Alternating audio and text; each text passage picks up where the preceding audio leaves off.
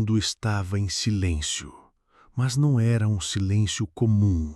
Era o tipo de silêncio que antecede algo imenso. Steve ainda sentia a vibração do cristal pulsando dentro da mochila, como se estivesse reagindo a algo invisível, algo que se movia nas profundezas da terra. Ao seu redor, os rostos dos sobreviventes refletiam cansaço, desconfiança e um fio tênue de esperança. A garota ao seu lado mantinha os olhos fixos no céu escuro, que parecia mais próximo, mais pesado, como se estivesse prestes a desabar. E então ela sussurrou: "A rocha do fim vai falar essa noite, e quando falar, nem todos vão ouvir." Steve não entendeu de imediato, mas algo dentro dele já começava a mudar. A jornada que o trouxe até ali havia sido apenas o chamado. Agora, ele precisaria entender o propósito. A caverna continuava a tremer levemente, como se o mundo estivesse respirando de forma irregular. O velho se afastou do mapa e pegou uma tocha acesa. Seus olhos estavam fixos na pedra com runas, que agora brilhava de maneira mais intensa, como um coração prestes a entrar em colapso. Quando a rocha do fim pulsa assim, significa que o selo está se enfraquecendo, murmurou ele. A criatura sente, e ela também se prepara. Steve ouviu, mas sua mente estava longe. A imagem da cidade flutuante e do trono vazio ainda ecoava em sua cabeça. Algo dentro dele dizia que aquilo não era apenas uma visão, era um fragmento do que estava por vir, ou talvez de algo que já aconteceu, como uma memória herdada. A garota, que até então mantinha distância, se aproximou. Ela carregava um pergaminho antigo, dobrado várias vezes, preso com um fio vermelho queimado nas pontas. "Você viu a torre, não viu?" perguntou, encarando Steve com seriedade. "A Torre do Cristal, a cidade caída, é sempre o mesmo padrão. Todos os que tocam um fragmento veem a verdade, ou o que restou dela." Steve assentiu devagar, e ela continuou. "A última vez que alguém viu isso foi há 3 ciclos, e ele não voltou." O silêncio caiu como uma lâmina. O velho se virou lentamente, encarando os dois. "Mas desta vez é diferente, porque você chegou até aqui, e o cristal escolheu você." Steve não sabia como reagir. Não queria ser escolhido, não queria ser peça de um jogo tão antigo que nem mesmo os vivos lembravam como começou. Mas algo no fundo do peito dizia que fugir já não era mais uma opção. Do lado de fora, trovões começaram a ecoar, mesmo sem nuvens. Um som grave, profundo, que parecia surgir do centro da terra. E então, a pedra com runas brilhou tão forte que todos na caverna tiveram que cobrir os olhos. Quando a luz cessou, o velho ergueu a tocha. Chegou a hora. Ele apontou para um túnel escondido na lateral da caverna. A entrada era pequena, protegida por blocos de obsidiana quebrada. Parecia antiga e viva. Atrás deste túnel está o caminho para o círculo externo, a região onde o código original começa a se romper. Só lá você vai entender o que está despertando." Steve respirou fundo. Seu coração batia como uma marcha. Sabia que dali para frente não haveria mais volta. Ele segurou firme o cristal, agora frio ao toque, mas ainda pulsando por dentro. Olhou para a garota, para o velho, para os outros sobreviventes que se reuniram silenciosamente ao redor da entrada. E então, deu o primeiro passo. O túnel era estreito, mas não por muito tempo. À medida que Steve avançava, a passagem se alargava, revelando marcas nas paredes, arranhões profundos, como se algo tivesse tentado entrar ou sair. As rochas estavam frias, com umidade escorrendo em gotas densas, que ecoavam como batidas em câmara oca. Cada passo fazia o chão vibrar levemente, como se o mundo observasse e reagisse. Depois de minutos em silêncio absoluto, Steve chegou a uma abertura. Do outro lado, um novo mundo se revelava. Era uma floresta, mas não como ele conhecia. As árvores eram imensas, secas por fora, mas com núcleos brilhando em vermelho. O chão, feito de areia preta, emitia um leve calor. Cristais quebrados emergiam do solo em ângulos caóticos, pulsando com tons azulados. E o céu era um vazio de cinza e roxo, sem sol, sem lua. Apenas uma luz difusa, como um teto de nuvens em eterna combustão. Steve deu alguns passos. O som do túnel desapareceu atrás dele. O silêncio dali era ainda mais denso e mais inteligente, como se as próprias árvores o escutassem caminhar. Foi então que ele ouviu. Não um som comum, mas uma voz, fraca, longínqua, familiar. Steve! Ele congelou. A respiração travou. Os olhos se alargaram. Steve! Era a voz de tio. Ele girou o corpo, procurando de onde vinha, mas não havia ninguém, apenas neblina e troncos deformados. A voz surgiu de novo, dessa vez mais próxima. Steve! Você demorou. O cristal na sua mochila brilhou fortemente. E então, ali entre as árvores partidas, ele viu uma sombra, rápida, fugaz, mas inegavelmente real. Steve correu atrás, pulou raízes, desviou de galhos, desceu uma colina escorregadia. A silhueta continuava à frente, sempre fora de alcance, mas nunca totalmente fora de vista. Era como se estivesse o guiando. A perseguição terminou diante de um lago. Negro, imóvel, sem reflexo.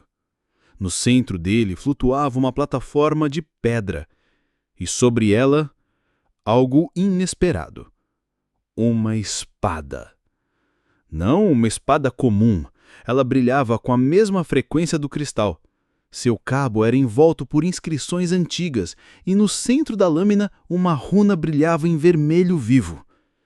Steve se aproximou da margem, mas algo o deteve, um som vindo de dentro da água. Grave, respirando. O lago estava vivo. Ele recuou um passo, mas o cristal na sua mochila se aqueceu, como se exigisse que ele avançasse. Steve olhou em volta. Não havia caminho alternativo. E aquela sombra, aquela que parecia ser de tio, já não estava mais ali. Ele fechou os olhos por um segundo, respirou profundo e pisou na água. Surpreendentemente, a água o sustentou, como se reconhecesse sua presença, como se fosse memória líquida. Passo a passo, ele avançou até o centro.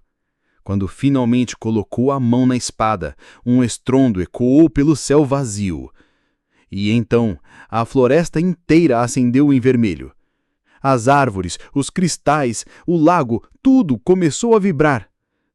A realidade se retorcia ao redor dele. E naquele instante, ele entendeu. A espada não era uma arma, era uma chave. A lâmina ainda tremia em suas mãos. O brilho prateado pulsava como se tivesse coração próprio, e cada pulsar parecia responder ao mundo ao redor. Árvores retorcidas se curvavam, a terra vibrava, a névoa se partia como uma cortina empurrada pelo vento. Não era uma espada comum, era uma chave. Steve respirou fundo e ergueu a arma no alto, sem saber exatamente por quê. Mas o mundo sabia. Um feixe de luz azul irrompeu da lâmina para o céu cinzento, como se abrisse uma fenda invisível. E então ele ouviu. Um som que não era som, uma vibração, como se a própria linguagem do mundo estivesse sendo sussurrada nos seus ossos. Um chamado ou uma resposta. À sua frente, o lago escurecido começou a se mexer. Ondas pequenas, depois maiores, e do centro, algo emergiu. Uma estrutura de pedra, circular, coberta por musgo e símbolos idênticos aos da rocha do fim. Era como um altar, Ou talvez um selo. Steve se aproximou devagar. O altar estava parcialmente submerso, mas havia um encaixe no topo, com exatamente o mesmo formato da espada que ele segurava. Ele hesitou. Lembrou do aviso. Você não foi o primeiro a ver, mas talvez seja o primeiro a sobreviver ao que vem depois. Mas ele não tinha escolha. Não mais. Com um movimento firme, cravou a espada na abertura. O mundo parou. A água do lago congelou instantaneamente, o ar ficou pesado e, num estrondo profundo, o chão tremeu com uma força que vinha de dentro da terra, como se a própria realidade tivesse sido desbloqueada. Fendas de luz se abriram ao redor do altar, linhas de energia correram pelo chão da floresta como raízes vivas. No céu, uma aurora espiralada começou a girar, tingindo as nuvens de roxo e dourado. E então, ele apareceu. Não era um inimigo, não era uma criatura, era algo antigo, alto, encapuzado, feito de sombra e luz ao mesmo tempo. Os olhos brilhavam em branco puro. E, por um instante, Steve sentiu como se estivesse diante de algo que lembrava ele mesmo, mas em outra versão.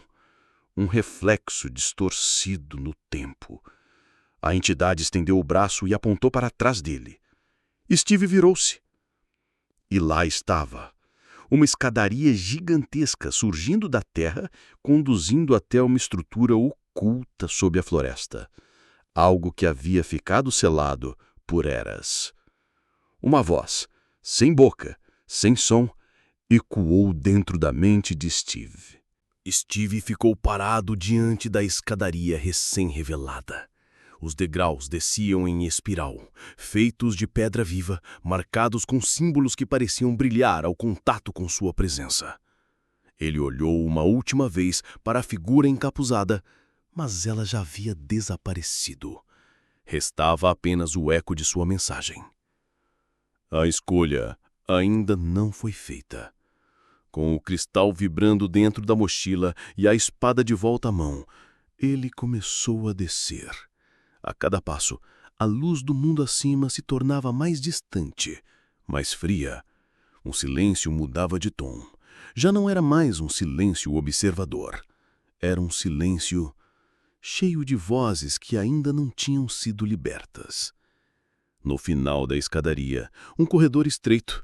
As paredes estavam cobertas de inscrições, mas agora Steve conseguia lê-las. Não sabia como, apenas sabia, como se aquela linguagem estivesse em seu sangue desde sempre. Eles vieram da ruptura. Moldaram o mundo, mas deixaram um núcleo trancado. No fim do corredor, uma porta. Gigantesca, circular, com um entalhe no centro, em forma de mão. Steve olhou para a própria mão. Havia marcas, como cicatrizes antigas, mas que ele nunca teve antes. Ele encostou a mão. A porta respirou. Sim, respirou. E então, lentamente, ela começou a se abrir. Um som profundo, como metal se desfazendo em poeira cósmica, invadiu o ar. E atrás da porta, não havia luz. Apenas uma escuridão densa, quase líquida. Mas no fundo dela, uma silhueta se movia. Steve recuou meio passo, mas a escuridão não veio até ele. Ela apenas falou, com uma voz que parecia ser feita da memória de todas as coisas perdidas. Você quer saber a verdade, Steve? Então venha. Mas saiba, o mundo de blocos que você conhece acabou. E o próximo já começou a se formar. Ele olhou para a escuridão, depois para a espada, depois para o cristal, e deu um passo à frente. A porta se fechou atrás dele.